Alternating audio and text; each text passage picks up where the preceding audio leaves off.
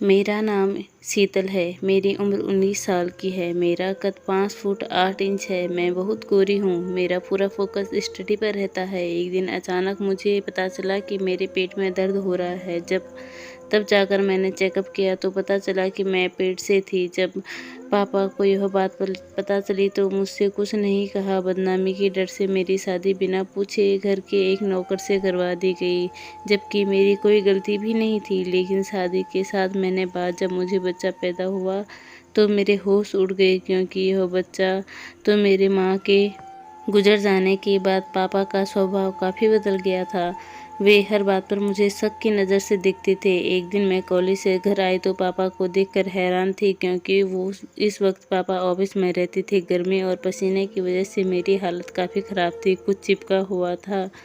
पापा ने मैं गहरी नज़रों से मेरी तरफ देखा, जैसे वो मेरे अंदर कुछ झांकना चाहते हो, और देखते ही बड़े अजीब लफ्ज़ों से पूछा, आज तुम्हें कॉलेज से आने से इतनी देर क्यों हो गई और कहाँ से आ रही हो?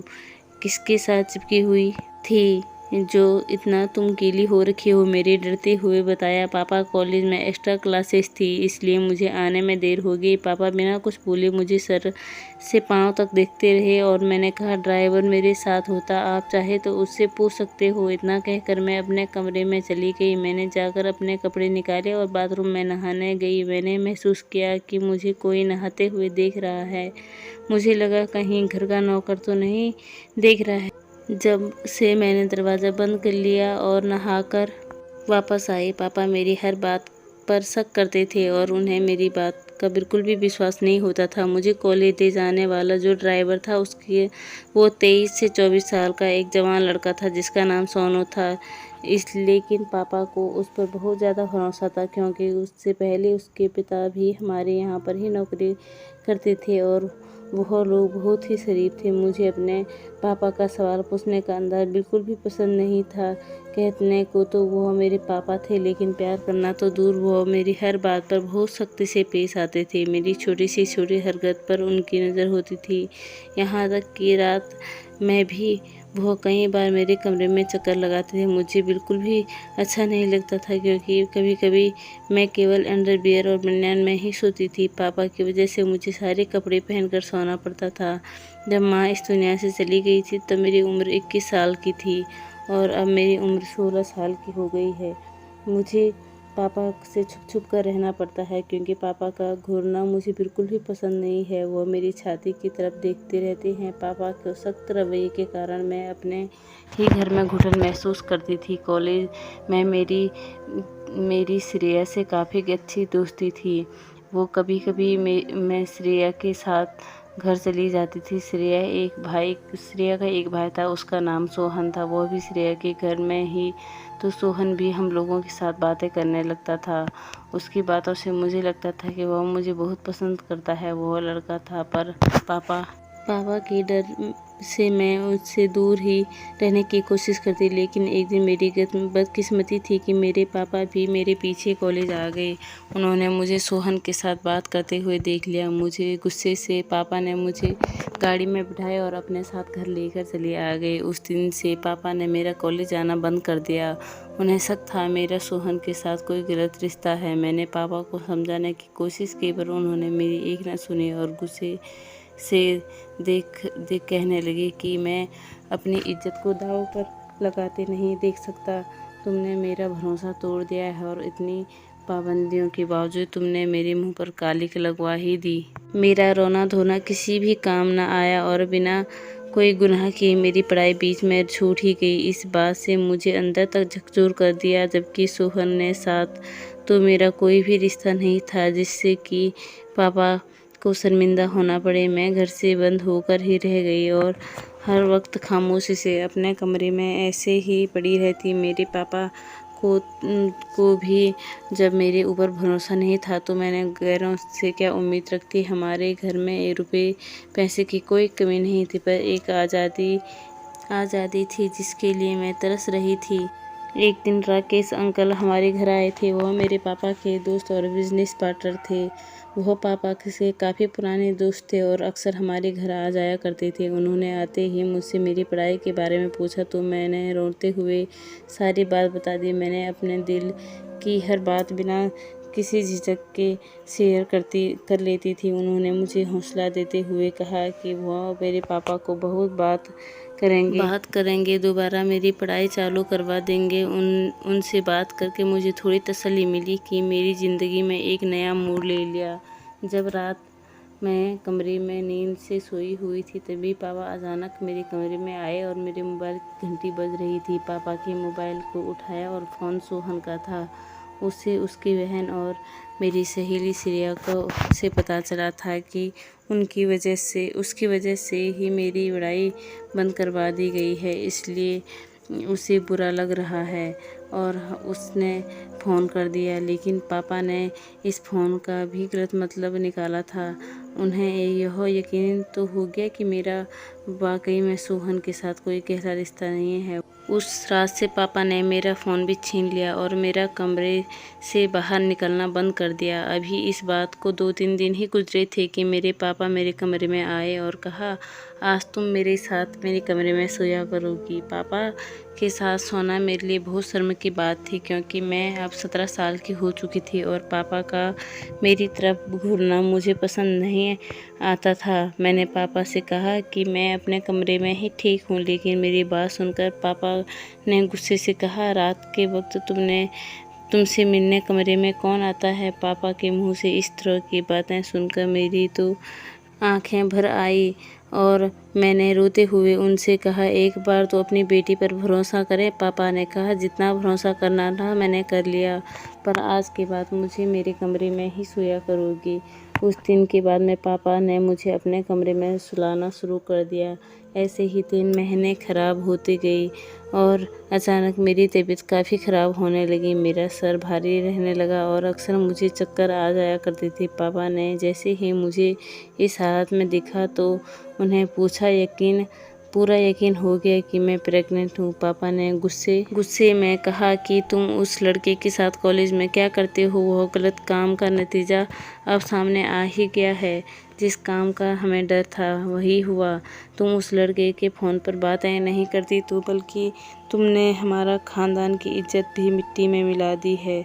तुमने हमें कहीं का मुँह दिखाने के काबिल नहीं छोड़ा है। मेरे सर पर तो मेरे आसमान ही गिर गया। मैंने पापा को समझाने की बहुत कोशिश की कि मैंने कुछ भी नहीं किया, लेकिन पापा ने मेरी किसी भी बात पर यकीन नहीं किया था।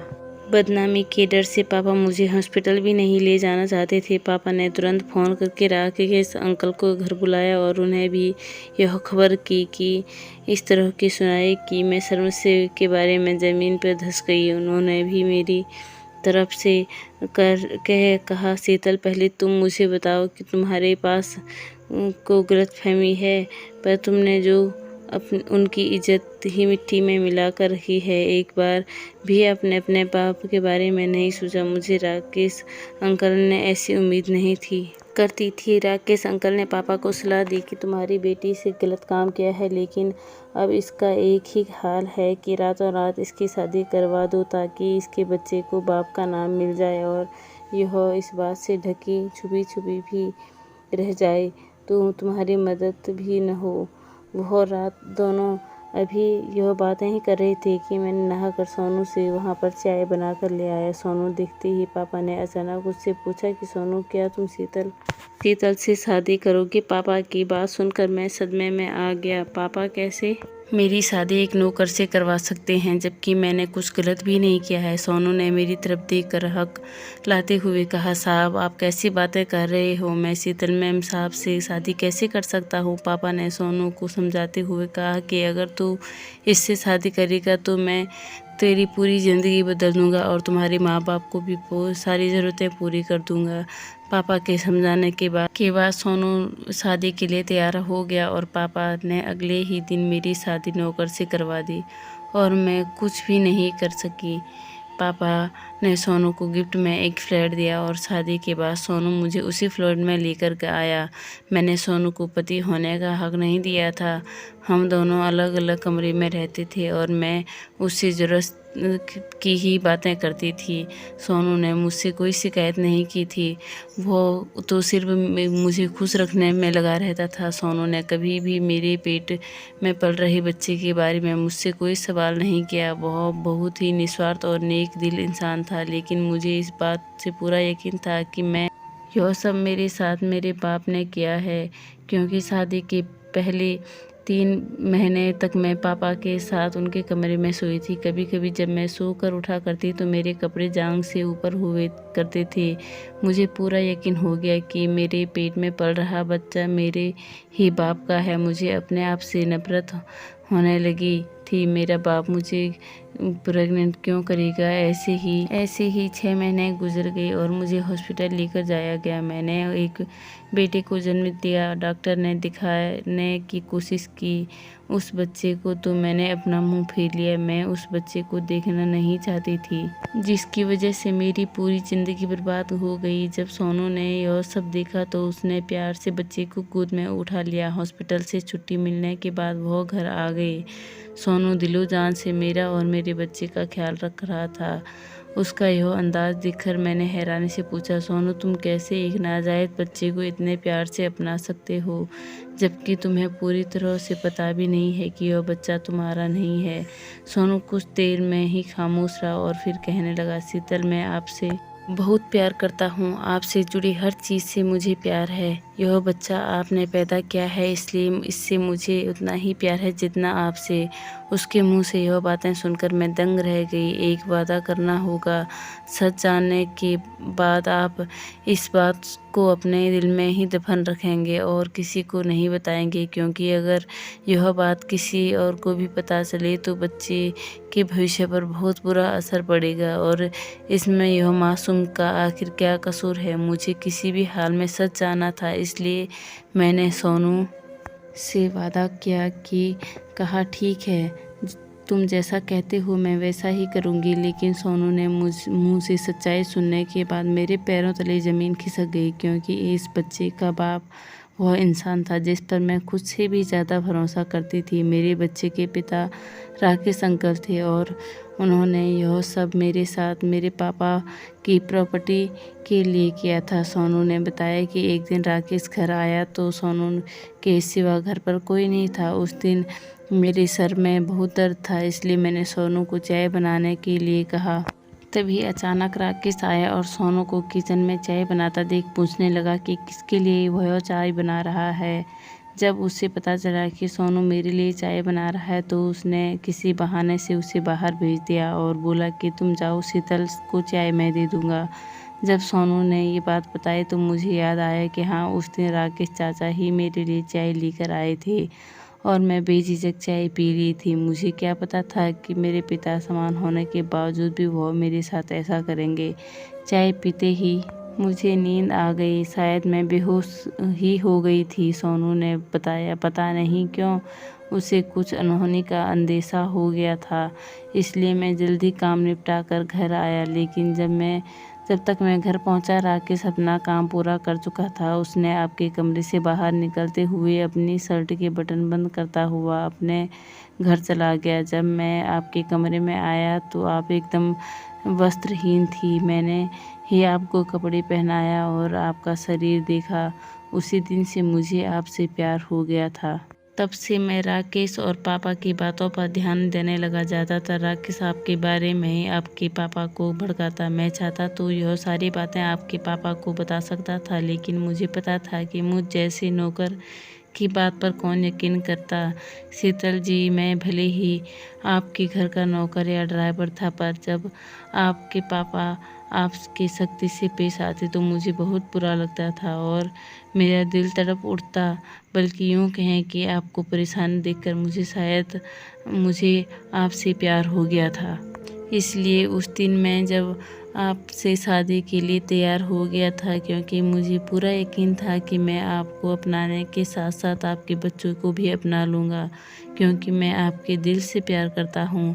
और इस सब के इस मासूम का क्या कसूर जो इसे सज़ा मिली? हम दोनों अभी तक यह बातें कर ही रहे थे, तभी अचानक मेरा बेटा रूप गहरी नींद में सोया हुआ था। वो जाग गया और रोने लगा। सोनू ने ज़बरदस्ती बच्चे को मेरी गोद में डाल दिया और ममता से मेरा दिल तड़प उठा। मैंने उसे सीने से लगा लिया और फूट फूट कर रोने लगी। तब सोनू ने कहा कि राकेश की यह घिनौनी करतूत तुम कम से कम मेरे पापा को तो ज़रूर बताओगे, ताकि उन्हें भी पता चल सके कि उनकी बेटी के साथ गलत करने वाला कौन है। और आज तक वो मेरे ऊपर शक करते आ रहे हैं, जबकि उनकी बेटी गलत नहीं है, बल्कि उनका जो अब सबसे करीबी दोस्त है वही गलत है, जिस पर मैं खुद से भी ज़्यादा भरोसा करते थे। सोनू ने उसी वक्त फ़ोन करके पापा को बुलाया और सारी की सारी सच्चाई बता दी। पापा को यह बात का पता चला तो वह मेरे सामने हाथ जोड़ जोड़ कर फूट फूट के रोने लगे और कहने लगे, शीतल बेटी, मुझे माफ़ कर दो। मैंने अपनी ही बेटी पर भरोसा ना करके बहुत गलत किया, और अगर इस बच्चे की बात ना होती तो मैं इसी वक्त राकेश को जेल भिजवा देता। पापा उसी दिन मुझे और सोनू को अपने साथ घर ले आए और राकेश से सारे रिश्ते नाते तोड़ दिए। मैंने और सोनू ने एक दूसरे से वादा किया है कि हम गैरों से ज़्यादा अपने बच्चों की बात सुनेंगे, क्योंकि जो मेरे पापा ने मेरे साथ किया कोई भी माँ बाप अपने बच्चे के साथ ना करें। क्योंकि अगर मेरे पापा ने मेरे ऊपर भरोसा किया होता तो आज मुझे यह सब झेलना ना पड़ता। दोस्तों, अगर आपको यह कहानी पसंद आई है तो इसको ज़्यादा से ज़्यादा शेयर करिएगा और इस कहानी को लाइक कीजिएगा और मेरे चैनल को ज़रूर सब्सक्राइब करिएगा। Thank you.